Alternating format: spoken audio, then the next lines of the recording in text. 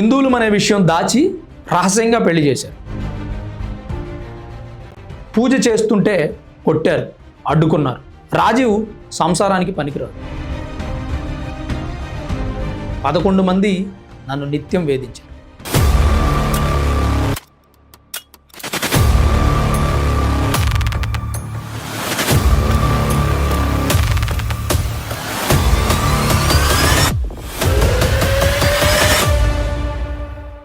Hi friends, మాజీ మంత్రి జోగి రమేష్ పైన అలాగే వారి కుటుంబ సభ్యులపైన కేసు నమోదైంది.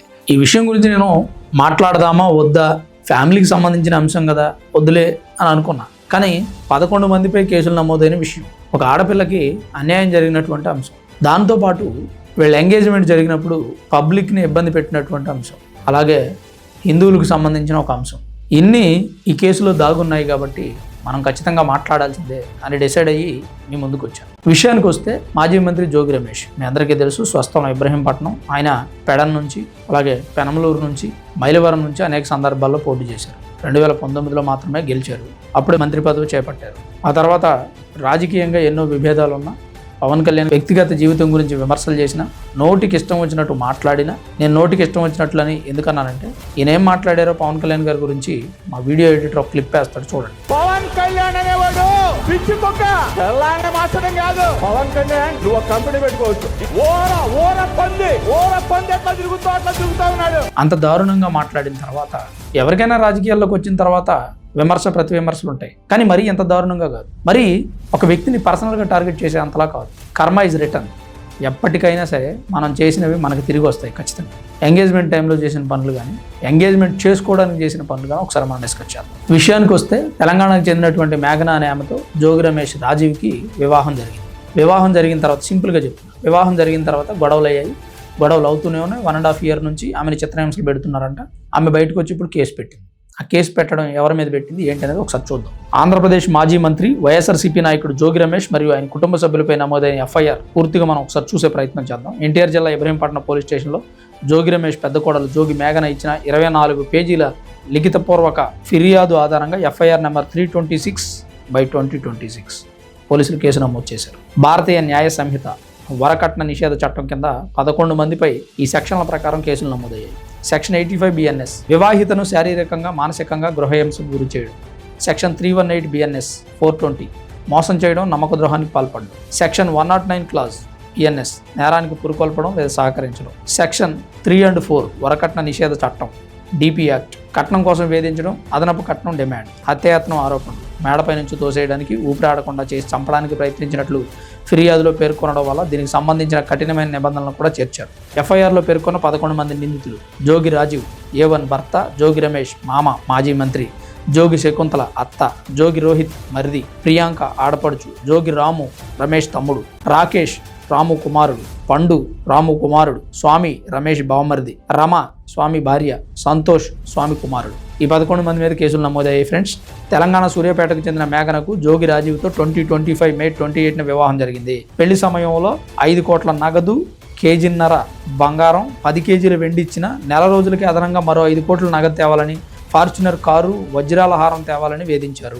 ఒకసారి ఇంటి టెర్రస్ పై నుంచి జోగి రమేష్ ఆయన తమ్ముడు రాము కలిసి కిందకు తోసేయడానికి చూశారని, గోవా పర్యటనలో బోటులో నుంచి నెట్టేయాలని చూశారని, అలాగే హైదరాబాద్ నార్సింగ్ విల్లాలో మరియు స్వగృహంలో తన ముఖంపై దిండు పెట్టి మెడకు చున్నీ బిగించి చంపడానికి ప్రయత్నించారని మేఘన ఆరోపించింది. భర్త రాజీవ్కు ఉన్న శారీరక సమస్యలను, సంసారానికి పనికిరాడనే విషయాన్ని దాచి పెళ్లి చేశారని, అలాగే తాము హిందువులమని చెప్పి పెళ్లి చేశారని, పెళ్లికి ముందే క్రైస్తవంలోకి మారిన విషయం దాచి మోసం చేశారని పేర్కొన్నారు. ప్రస్తుతం వీరిపై ఇబ్రహీంపట్నంలో కేసులు నమోదయ్యాయి. పూజ చేస్తుంటే శవాలకు ఎందుకు అగరబత్తిని వెలిగిస్తున్నామని వేధించారు. ఫ్రెండ్స్, ఇది నేను మీకు కంప్లీట్గా నమోదైన కేసు, FIR, అందులో ఉన్నటువంటి సభ్యుల గురించి చెప్పాను. ఇప్పుడు జోగి రమేష్ గారి కొడుకు రాజీవ్కి పెళ్లి జరిగింది కదా, ఆ టైంలో ఎంగేజ్మెంట్ అవ్వగానే ఇబ్రహీంపట్నం సర్కిల్లో ఒక చిన్నపిల్లాడు స్కూల్కి వెళ్ళి వస్తుంటే అతని దగ్గర సైకిల్ లాక్కొని ఆ సైకిల్ని తుక్కుగా తొక్కి నానా హంగామా చేశారు ఎంగేజ్మెంట్కి. అండ్ అలాగే ఈ సైకిల్కి సంబంధం ఏంటి అంటే, జోగి రమేష్ గారు కంప్లీట్ వైఎస్ఆర్సీపీ, అక్కడ ఉన్న కార్యకర్తలంతా కూడా టీడీపీ అంటే గిట్టదు, ఓకే, నో ప్రాబ్లం. కానీ పెళ్ళి జరుగుతున్నటువంటి సందర్భంలో ఒక చిన్న పిల్లాడిని వేధించడం ఏంటి? అప్పుడు చాలా హాట్ టాపిక్ అయింది ఇది ఏపీ మొత్తం. సైకిల్ని నానా తుక్కు పిల్లోడు వద్దని చెప్పినా, ఏడ్చిన వినలా, సైకిళ్ళన్నీ నాశనం చేస్తారా? ప్రపంచవ్యాప్తంగా ఎన్నో సైకిళ్ళు ఉంటాయి. అన్ని సైకిళ్ళు నాశనం చేస్తారు. మీకు టీడీపీ అంటే గిట్టదు అంతే. సైకిల్ని ఎందుకు నాశనం చేయడం, అదొక పాయింట్. అలాగే జోగి రాజీవ్తో ఎంగేజ్మెంట్ అయింది కదా మేఘనాకి, అంతకంటే ముందు మరో అమ్మాయితో ఎంగేజ్మెంట్ అయింది. ఆమె వైజాగ్ చెందినటువంటి ఫాస్టర్ గారు వాళ్ళ అమ్మాయి. ఫాస్టర్ గారు అంటే వాళ్ళ పేర్లు మనం చెప్పకూడదు, ఇదంతా కాన్ఫిడెన్షియల్. ఫాస్టర్ గారు వాళ్ళ అమ్మాయితో ఎంగేజ్మెంట్ అయింది. ఫాస్టర్ గారు ఈ జోగి రమేష్తో సంబంధం కలుపుకోవడానికి కారణం ఏంటంటే ఫాస్టర్ గారి బిజినెస్లు కానీ లేదా ఆయన చర్చిలు కానీ ఏపీలో కాస్త డెవలప్ అవుతాయి. ఎందుకంటే జోగి రమేష్ ఆల్రెడీ మతం మారారు, కన్వర్ట్ అయ్యి క్రిస్టియానిటీలోకి వెళ్ళారు కాబట్టి క్రిస్టియన్స్తో సంబంధం కలుపుకుంటే ఈయన మంత్రిగా ఉన్న క్రిస్టియన్, ఆయన ఏమో పాస్టర్గా ఉన్న క్రిస్టియన్. ఏపీలో డెవలప్మెంట్ కార్యక్రమాలు లేదా బిజినెస్లు, చర్చిలు, మరొకటి హాస్పిటల్స్, ఇంకేదైనా సరే ఈజీ అవుతుందని ఎంగేజ్మెంట్ చేసుకుంటారు. కానీ కొన్ని అనివార్య కారణాల వల్ల పాస్టర్ గారు అమ్మాయితో అయినటువంటి ఎంగేజ్మెంట్ క్యాన్సిల్ అయింది రాజీవ్కి. అది క్యాన్సిల్ అయ్యి హైదరాబాద్కు చెందిన మేఘనాతో వివాహం జరిగింది. ఆ వివాహం జరిగిన రోజు నుంచి మేఘనాని హింసిస్తూనే ఉన్నారు అని మేఘనా చెబుతున్నటువంటి మాట.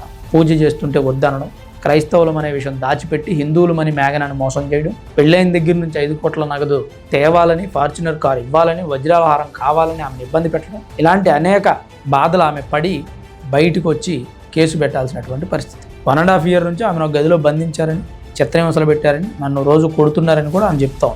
అంటే 11 మంది మీద కేసులు పెట్టడానికి కారణాలు ఒకసారి ప్రాక్టికల్గా ఆలోచించండి. మామూలుగా భార్యాభర్తకు మధ్య గొడవ ఉందనుకోండి, భర్త మీద కేసు పెడుతుంది. నా అత్తమామ మంచోళ్ళు అని చెప్పిన సందర్భాలు అనేక. లేదు నా అత్తమామ భర్త ముగ్గురు నన్ను బాధ పెడుతున్నారు, ఇబ్బంది పెడుతున్నారనే సందర్భాలు మనం కేసులు చాలా చూసాం. ఎందుకంటే వాళ్ళు ఇన్వాల్వ్మెంట్.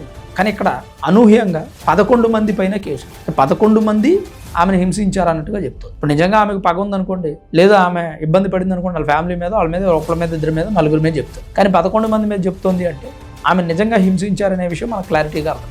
అండ్ అలాగే వీళ్ళు పాస్టర్ గారితో సంబంధం కలుపుకుందామని ఎంగేజ్మెంట్ అయిన తర్వాత డ్రాప్ అయ్యి మరలా తెలంగాణకు చెందిన మేఘనా ఫ్యామిలీతో సంబంధం కలుపుకున్నారు. ఆమె ఒక విషయం ఆరోపిస్తుంది, నేను పూజ చేస్తుంటే వద్దంటున్నారు, నాకు హిందువులు అని చెప్పి నన్ను మోసం చేశారు అని అంటుంది. ఈ విషయంలో మనం ఎలా ఒక కన్క్లూజన్కి రావచ్చు అంటే వీళ్ళు పాస్టర్ గారితో సంబంధం కలుపుకొని ఆ సంబంధాన్ని క్యాన్సిల్ చేసుకొని మరలా హిందువులతో సంబంధం కలుపుకొని పెళ్లి చేసుకోవాలి. అంటే ఇక్కడ వీళ్ళు క్రైస్తవులు, తనకి మేఘనాకి నిజం చెప్పలేదు అని ఆమె చెప్తుంది. అంటే ఒక రకంగా ఈ పాయింట్ కూడా నిజమనే అనుకోవచ్చు. ఇక మూడోది, తను శారీరకంగా సంసారానికి పనికిరాడు అని చెప్తావు. అంటే నిజం అని అనుకోవడానికి దీంట్లో మనం ఎలాంటి కన్క్లూజన్కి రాలేము. ఎందుకంటే ఆమె చెప్తున్నటువంటి మాట ఇది డాక్టర్లు టెస్టులు చేస్తే తప్ప తెలియనటువంటి అంశం. అలాగే వాళ్ళ ఫ్యామిలీ మొత్తం వేధించారు. 11 మంది మీద కేసులు పెట్టింది అంటే, 11 మంది పేర్లు రాసింది అంటే ఖచ్చితంగా ప్రతి ఒక్కరి ఇన్వాల్వ్మెంట్ ఉండే ఉంటుంది. అందుకని ఆమె అంత పర్టికులర్గా పేర్లు రాసింది. నిజంగా వాళ్ళ ఫ్యామిలీ వాళ్ళ మీద ఏదో పగ ఉంది, లేదా ఈ అమ్మాయికి ఆ పెళ్లి ఇష్టం లేదనుకోండి, వీళ్ళ ఫ్యామిలీ మీదే చెప్తుంది. లేదా అబ్బాయే మగాడు కాదని, ఇంకొక సమస్య ఉందని, ఇంకోటి ఏదో రాసి పంపిస్తుంది. కానీ పర్టికులర్గా 11 మంది మీద పెట్టింది అంటే ఖచ్చితంగా వీళ్ళ ఇన్వాల్వ్మెంట్ ఉంది అని అనుకోవచ్చు. మరి ఇది జోగి రమేష్ ఫ్యామిలీపై నమోదైనటువంటి కేసులు. కర్మ ఈజ్ రిటర్న్ అని ఎందుకన్నానంటే ఎన్ని రకాల మాటలు అంటే ప్రత్యర్థులను ఎవరినైనా విమర్శించవచ్చు, ప్రతి విమర్శలు ఉంటాయి. కానీ పర్సనల్గా టార్గెట్ చేస్తూ, ఒకరి వ్యక్తిత్వాన్ని దిగజార్చుతూ, వ్యక్తిత్వ హననానికి పాల్పడుతూ ఒక వ్యక్తిని మనం అసభ్యంగా తిడుతున్నాం, ఆ వ్యక్తి కుమిలిపోవడానికి కారణం అయ్యాము అంటే ఖచ్చితంగా అది మనకు రిటర్న్ వస్తుంది. అలా ఎంతమంది కుమిలిపోవడానికి కారణం అయ్యారో మాజీ మంత్రి మన అందరికీ తెలిసిన విషయం. మరి మాజీ మంత్రి జోగి రమేష్ పైన, అలాగే మరి అబ్బాయి రాజీవ్ పైన నమోదైన కేసుపై మీ అభిప్రాయం ఏంటి, మీరేమనుకుంటున్నారు? తప్పకుండా కామెంట్ రూపంలో రాయండి.